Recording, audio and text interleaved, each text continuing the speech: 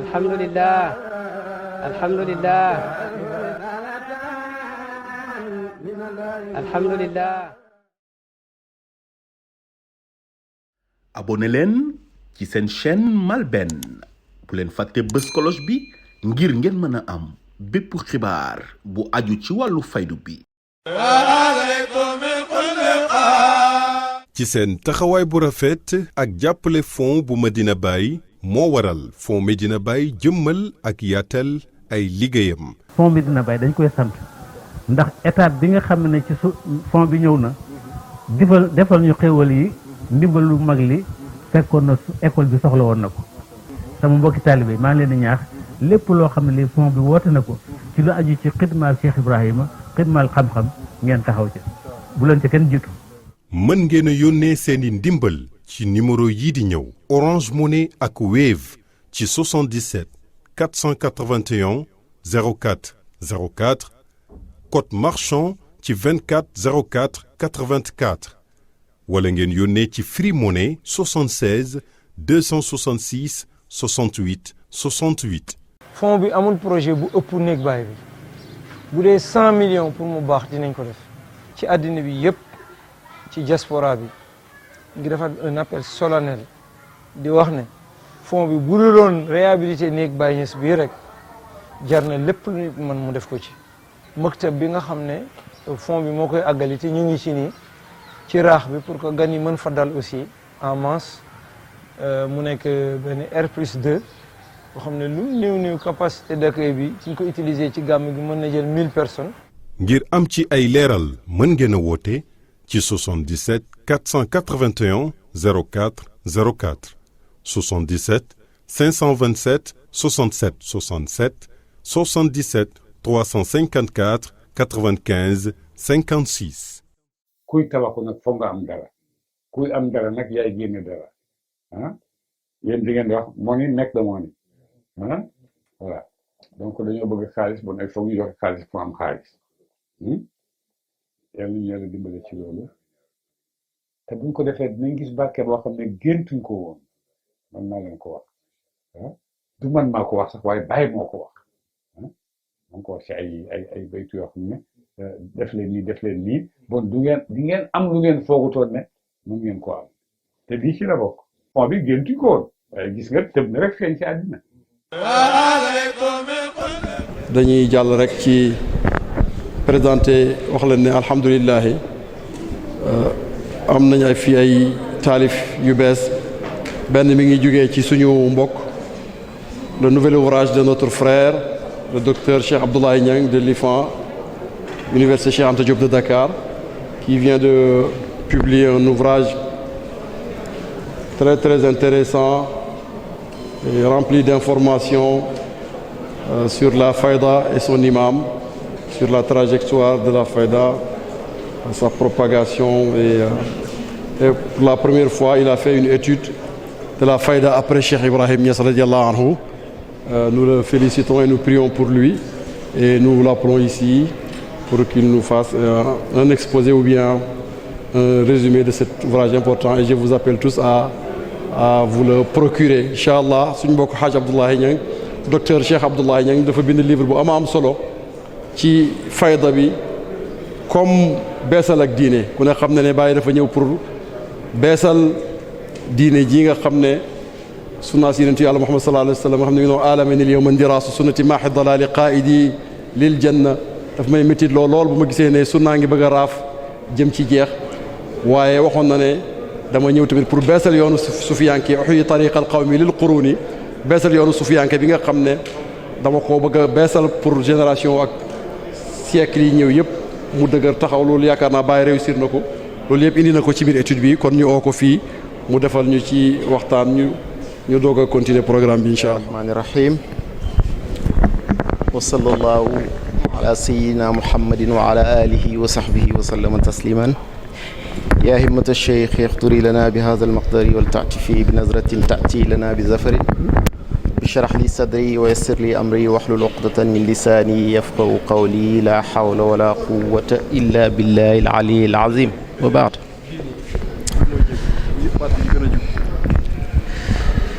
Mes chers honorables guides religieux et maîtres spirituels, chers condisciples, sympathisants, disciples de la Fayda, je voudrais m'adresser à vous de la façon la plus saine et la plus noble qui soit, c'est-à-dire Assalamu alaikum wa rahmatullahi ta'ala wa barakatuh. Alors, je voudrais aujourd'hui, le propos qui m'a été confié, c'est de faire la présentation de mon livre qui vient de paraître aux éditions L'Harmattan Paris et dont le titre est Renouveau islamique et mobilité transnationale en Afrique subsaharienne, la Fayda Tidjaniya. Mais avant d'entrer dans le vif du sujet, vous m'excuserez d'être un petit peu économe, car si je dis tout l'ouvrage, j'ai bien peur que vous n'allez pas l'acheter. Et donc, je voudrais simplement dire les conditions, le contexte dans lequel nous avons commencé cette recherche-là. Nous étions en France, à l'Université de Toulouse, qui est une filière de l'École des hautes études en sciences sociales, pour commencer des études doctorales en anthropologie des religions. Donc, je tiens bien à le préciser.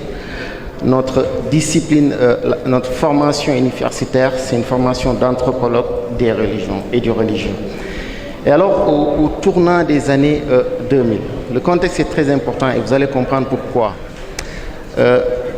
Avec toute la peur et toutes les angoisses qui se sont créées à partir des séries d'attentats, l'attentat de New York, puis l'attentat de Madrid, après l'attentat de Londres, etc., ça a créé un climat de peur et d'angoisse dans les esprits qui a fait que nous tous qui avions voulu travailler sur l'islam ou sur des aspects relatifs à l'islam l'ont vécu avec beaucoup de difficultés.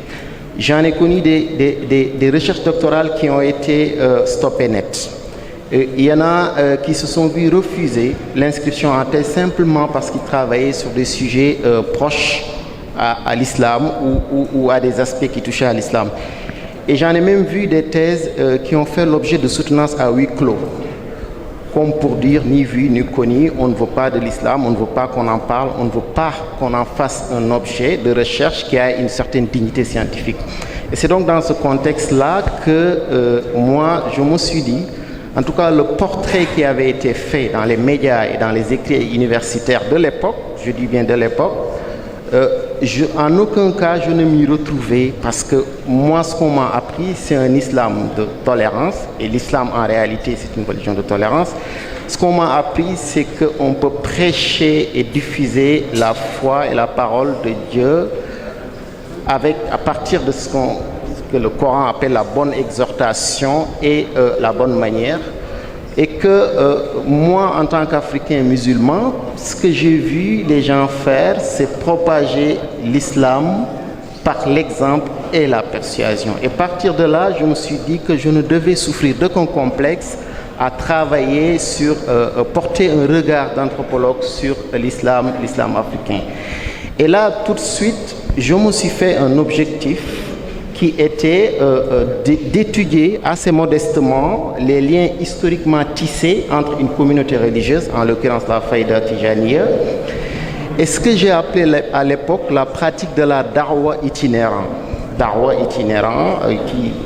itinérant entendant par là une méthode de diffuser la foi qui passe par la circulation d'un pays à un autre, d'une ville à un autre, d'une localité à une autre, d'une contrée à une autre. En tout cas, par définition, cette da'wa itinérante entendait toute forme de circulation qui visait à diffuser la foi, si tant est que la personne qui l'exerce entend voyager, circuler, suivre un parcours, faire des pérégrinations, entre autres. Et donc, pour résumer ce livre de 334 pages, je dirais qu'il y a 5 points essentiels, 5 piliers. D'abord, il y a eu un constat.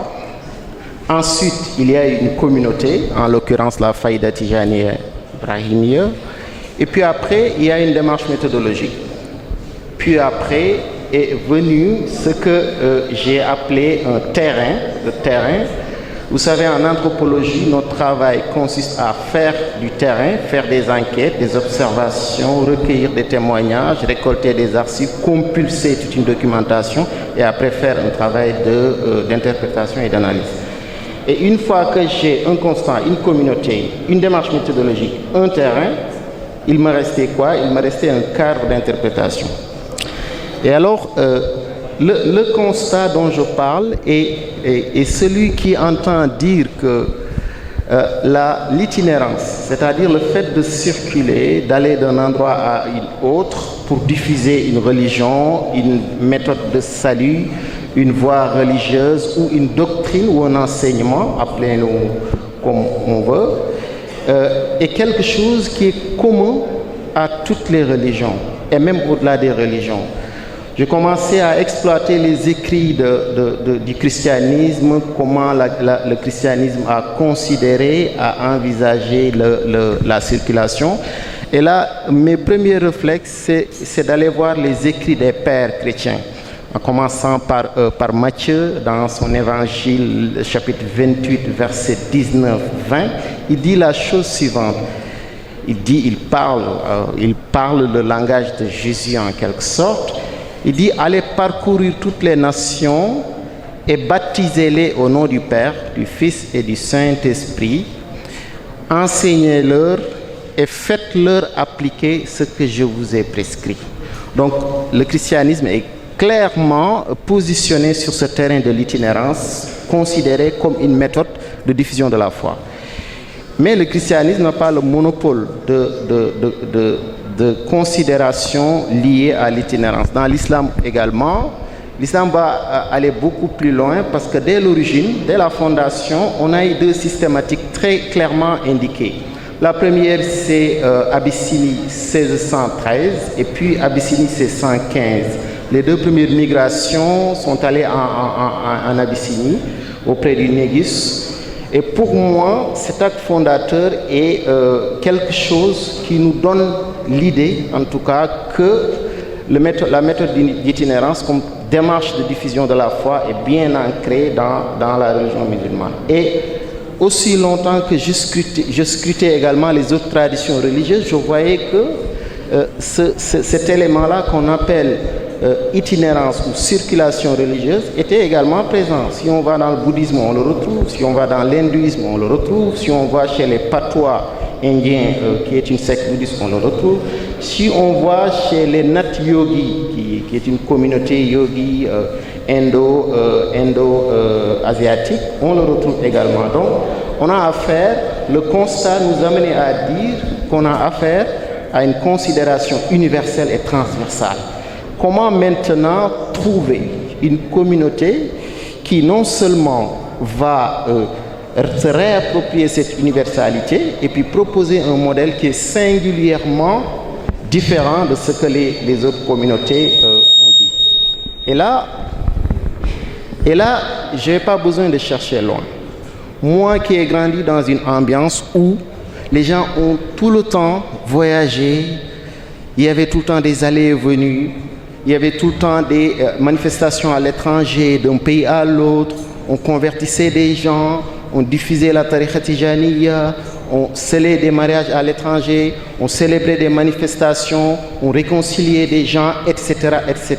Je me suis dit, tiens, ce que je cherche à externaliser, à regarder dans d'autres communautés, peut-être je pouvais l'observer. Bon, certains diront que j'ai choisi la facilité en observant une communauté que je connaissais bien, mais en tous les cas, c'est de bonne guerre. C'est de bonne guerre.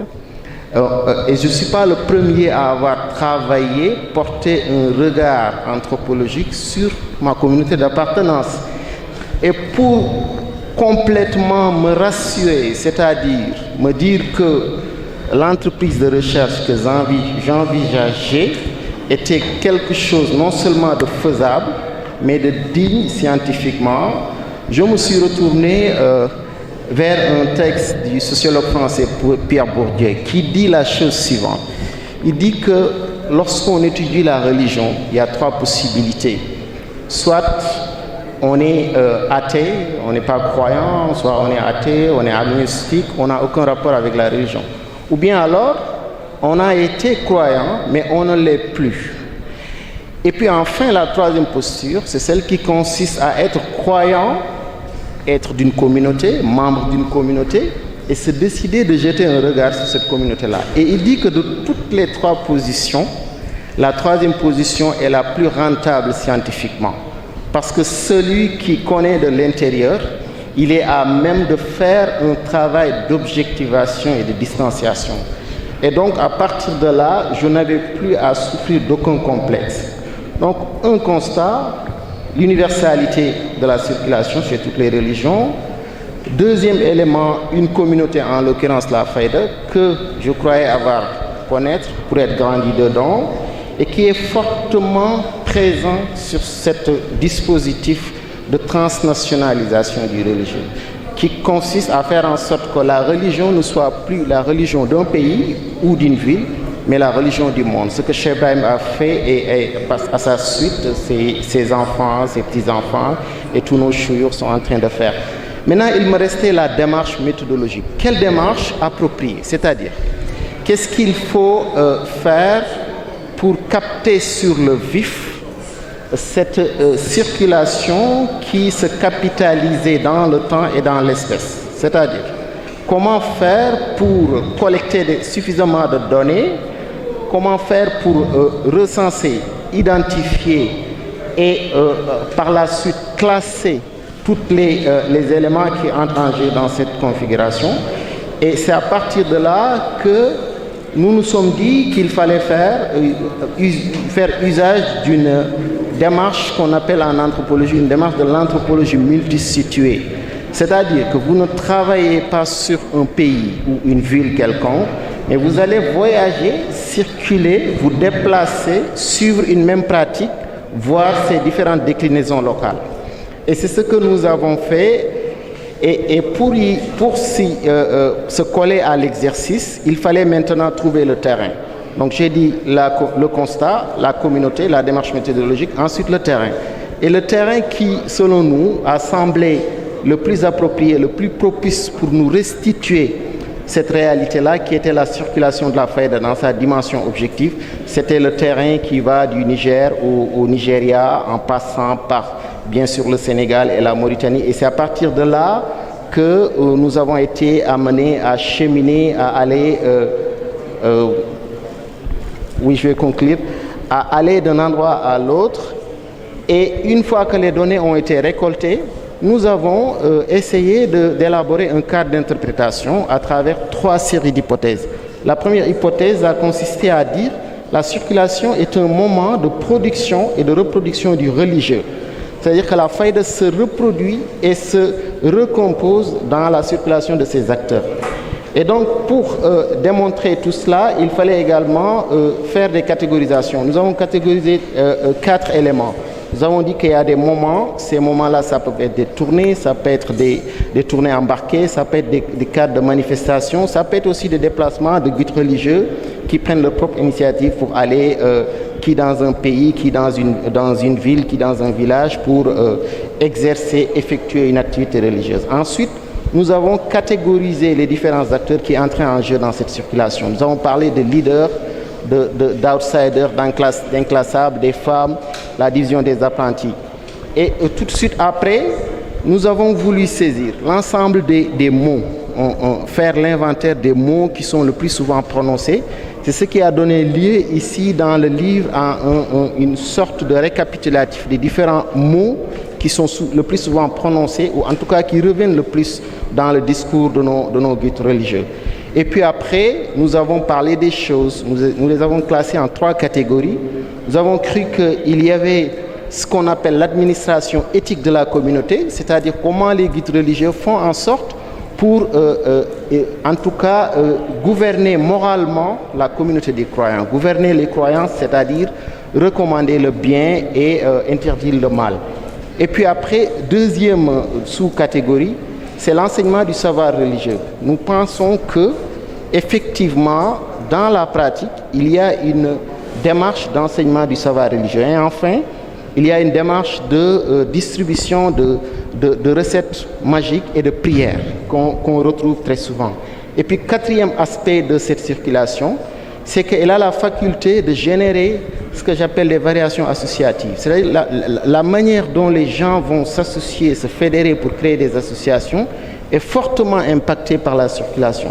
C'est ce qui nous a amené à recenser toutes ces associations que nous avons croisées sur nos chemins entre le Niger et le Nigeria, Nasratuddin, Majmoul Ahbab, Munazamatul Fatihiyya, Supreme Council of Faida, Zumratul Faida, Nourul Faida, Ittifaqu, Ittihad Dairatul Haq, Jamiat Ansaruddin et ses différentes filières, Komaf, et toutes ces associations-là qui me semblent être en rapport avec la circulation, soit en soutenant les acteurs qui circulent ou en recevant comme réceptacle ce qui se dégage de cette circulation. Et donc la deuxième hypothèse, après bien sûr la première hypothèse qui consiste à montrer qu'on a affaire à une communauté religieuse mondialisée, globalisée, transnationalisée, qui produit du culturel, du social, de l'économique et du politique, il fallait également montrer que ce que la Faïda développe et déploie sur le plan international a des retentissements sur son mode de fonctionnement et de reproduction au niveau local. Et puis la troisième hypothèse, qui a été l'hypothèse la plus difficile, elle a consisté à montrer que l'activité transnationale est un puissant levier de reconnaissance nationale. Peut-être que ça a été l'hypothèse la plus difficile. Mais pour y arriver également, il a fallu faire une lecture historique, c'est-à-dire reconsidérer toute l'histoire, tout le parcours de la Faïda, en commençant par l'époque primitive, c'est-à-dire les premiers disciples de Cheikh Ibrahim. Et là, nous avons fait un véritable travail d'enquête à Medina Baye, en récoltant les témoignages et des récits des anciens qui véritablement venaient former une ossature qui allait nous permettre de faire une réinterprétation historique. Et en conclusion, pour ne pas trop m'éterniser, j'ai cru que la navette des hommes de la Faïda est une ressource culturelle et politique qui n'est pas encore exploitée à sa juste mesure. Il y a, selon moi, tout un filon à saisir, c'est-à-dire toute une action à développer autour du transnational. Et au-delà même des considérations religieuses, c'est toute une définition du rapport avec le monde et avec le temps qui se joue à travers la faculté de circuler et de faire circuler. Non seulement la Faïda circule, mais ses enjeux, le regard que cette communauté pose sur ces écosystèmes, sa propre histoire se transforme progressivement. Et l'émergence de nouvelles figures d'acteurs qui vont de l'héritier initiateur de fondations ou d'ONG au préposé connecté au milieu politique est un événement significatif qui nous porte à croire qu'effectivement, il y a un renouveau qui est en train de se produire et sur lequel les chercheurs, en tout cas le monde académique, n'a pas encore mis l'accent. Et je voudrais pour terminer adresser des mots de remerciement puisque c'est le moment de le faire à toute la communauté pour le soutien moral, matériel, l'aide, les recommandations. Si je devais faire un exposé sur les recommandations, je pense que ça prendrait des heures et des heures parce que partout où je suis allé, du Sénégal jusqu'au nord Nigeria, j'ai bénéficié du concours des membres de la communauté. Je citerai quelques noms et sans trop exagérer, je pense à notre père, le regretté Cheikh Mamoun Ibrahim Niass, Allah yarhamou. Je pense également à Seyda Assoussar qui nous a beaucoup couvé, pris sous son aile, recommandé, qui elle-même s'est donnée personnellement pour que nous puissions faire des enquêtes dans tout le Nigeria. Je pense à notre maman Oumou Khairi Niass de Tchoto et sa fille, sa famille, Seyda Fatiha et autres. Mais je pense également à Cheikh Mohamed Lamine qui nous a vraiment encouragés quand on l'a rencontré à Paris. Et il faut dire que quand je suis allé le voir, la recherche battait de l'aile. Je m'apprêtais même à décrocher, à arrêter. Il m'a dit non, il ne faut pas le faire, il faut continuer, les fruits vont mourir. Et je crois que l'histoire lui a donné raison. Et donc pour tout cela, je voudrais dire aussi que ce livre est un hommage à mon père, Alhaj Omar Rokinyang, et à ma maman, Mme Zeynep Niass, et qui n'ont pas vu cette réalisation naître. Mais je pense à toute la famille Niang, à commencer par Seyda Rokhaya qui nous a beaucoup soutenus également, Cheikh Moustapha qui est notre aîné, Oustaz Babacar Niang, je dis souvent qu'avec Oustaz Babacar Niang, on a un rapport très singulier parce que quand j'ai commencé ma thèse, il m'a appelé en France, il m'a dit que j'ai appris que tu as commencé des études doctorales. Mais c'est comme ça qu'il faut faire. Djangantu, ñak jang ko gën. Et ça me rappelle l'autre propos que mon père me disait très souvent, qu'il nous disait à nous tous, il faut savoir que jang yagul, ñak jang rek mo yag. Et donc, pour résumer, je remercie toute la communauté et je dédie encore une fois ce travail à toute la Hadra de Cheikh Ibrahim Niass dont je suis fier d'appartenir. Assalamu alaikum wa rahmatullahi ta'ala wa barakatuh.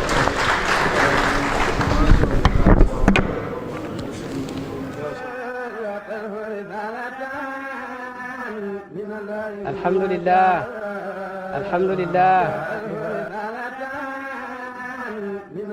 Alhamdulillah. abonné leen ci seen chaîne MALBN bu leen fàtte bës cloche bi ngir ngeen mën a am bépp xibaar bu aju ci wàllu faydu bi